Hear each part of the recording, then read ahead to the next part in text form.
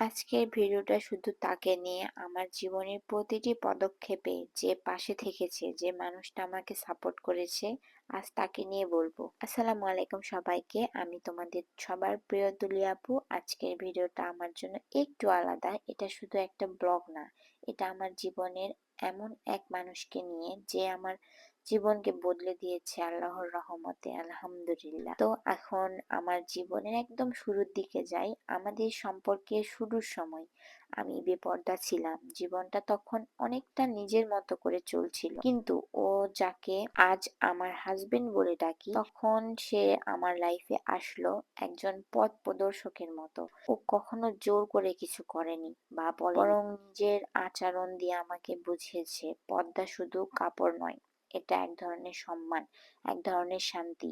যদিও বা আমি তেমন একটা প্রপার ভাবে পর্দা করতে পারি না, আমি যেহেতু আগে তেমন একটা করিনি, ধীরে ধীরে আমার যতটুকু যা পরিবর্তন হয়েছে, ইনশাল্লাহ ভবিষ্যতে আরো হবে। সবাই দোয়া করবেন, কেউ এটা নিয়ে নেগেটিভ কমেন্ট করবেন না আশা করি। তো তারপরে আসি, ধীরে ধীরে আমি নিজের ভেতরে পরিবর্তন আনতে শুরু করি, আমার খারাপ দিকগুলো আমাদের চেষ্টা করি, আর আলহামদুলিল্লাহ এখনো সেই চেষ্টা করেই যাচ্ছি। এই যাত্রায় আমার পাশে সবসময় ছিল আমার হাজবেন্ড। যখন আমি ভুল পথে যেতাম সে থামিয়ে দিত, যখন আমি ভালো কিছু করতে চাইতাম সে হাত বাড়িয়ে দিত। আমার জীবনের প্রত্যেকটি বড় ছোট পদক্ষেপে সে আমাকে সাপোর্ট করেছে। যখন আমি আমার কেকের বিজনেসটা নিয়ে ভাবি বা কোর্স করতে চাই, তখনও সে আমাকে সাপোর্ট করছে। তখন আমার ফ্যামিলিও আমাকে সাপোর্ট করেনি, এমনকি আমার নিজের মাও আমাকে বলছিল যে এগুলা কি করছিস, নর্মালি, যে তখন তো এতটা অভ্যস্ত ছিল না, ওরা জানতো না যে এটা দিয়েও কিছু করা যায়, এতটা প্রচার ছিল না কেকের এখন যতটা হয়েছে। তো সেখান থেকে আমার মা আমাকে বলছিল যে এগুলা কি করছিস, টাকা নষ্ট করার দরকার নেই, এরকম। কিন্তু ওই সময়টাতেও আমার হাজবেন্ড আমাকে বলেছিল যে তুমি করো, তোমার যেটা মন চাই তুমি করো, ভালো শিখে রাখো, ইনশাআল্লাহ তোমার কাজে লাগবে। তো তখন সে আমাকে সাপোর্ট করলো সবচেয়ে সাহস দিয়ে। তো তারপরে এখন আবার দোকান দিয়েছি, দোকানের সেটআপ প্রত্যেকটি কাজেও আমার পাশে আছে, ছিল, এবং ইনশাল্লাহ ভবিষ্যতেও থাকবে আমি জানি। আমার বিশ্বাস যদি ওর সাপোর্ট না পেতাম হয়তো আজ আমি এই জায়গায় আসতে পারতাম। কম বেশি শান্তাহারে মোটামুটি আমাকে সবাই চেনেন, আমার পার্সোনাল লাইফ দিয়েও আমাকে চেনেন, আবার আমার বিজনেসটা দিয়ে তো আলহামদুলিল্লাহ। তো যেটাতেই হোক, আমার শুরুটা আমার হাজবেন্ডটাকে দিয়েই, আর আল্লাহর অশেষ রহমত তো আছেই। ও আমাকে সবসময় বোঝায় ভালো কিছু করো, হারাম থেকে দূরে থাকো, নিজের উন্নতির চেষ্টা করো, কাউকে কষ্ট দিও না। এই কথাগুলোই আমাকে প্রত্যেক দিন নতুন ভাবে অনুপ্রেরিত করে।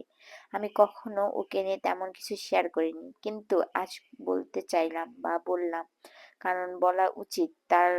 হয়তো বা সরাসরি সেভাবে বলা হয় না, কিন্তু আসলেই সে আমার জীবনে একটা বড় অবদান। জানি ভিডিওটা দেখবে। হ্যাঁ, তোমাকে বলছি, তোমাকে সামনাসামনি কখনো সেভাবে বলা হয় না, তোমাকে অনেক ভালো তো বাসি, সেটা তো সবাই জানে, আর তুমি তো ভালোভাবেই জানো। আর তার পাশাপাশি আমি অনেক অনেক অনেক অনেক ধন্যবাদ দিব না, ধন্যবাদ দিয়ে ছোট করবো না, শুধু এতটুকুই বলা, আমার পাশে সবসময় এভাবে থেকো, আমাকে সাপোর্ট করো। তো যাই হোক, ও শুধু আমার হাজবেন্ড নয়, ও আমার শিক্ষক, আমার পথ চলার সাথী, আমার দোয়ার মানুষ।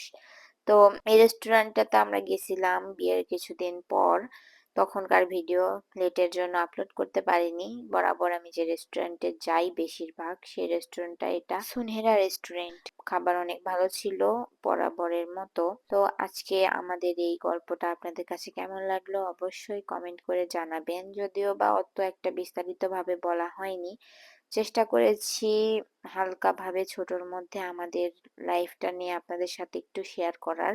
সবাই আলহামদুলিল্লাহ বলবেন, মাশাআল্লাহ বলবেন, কেউ নজর দিবেন না। আমি এই জন্য আরো ফেসবুকে তেমন একটা কিছু ছাড়ি না, ফেসবুকের মাধ্যমে হলেও আমার হাজবেন্ডকে আমার থ্যাঙ্কস জানানো উচিত ছিল, এই জন্যই ভিডিওটা করা।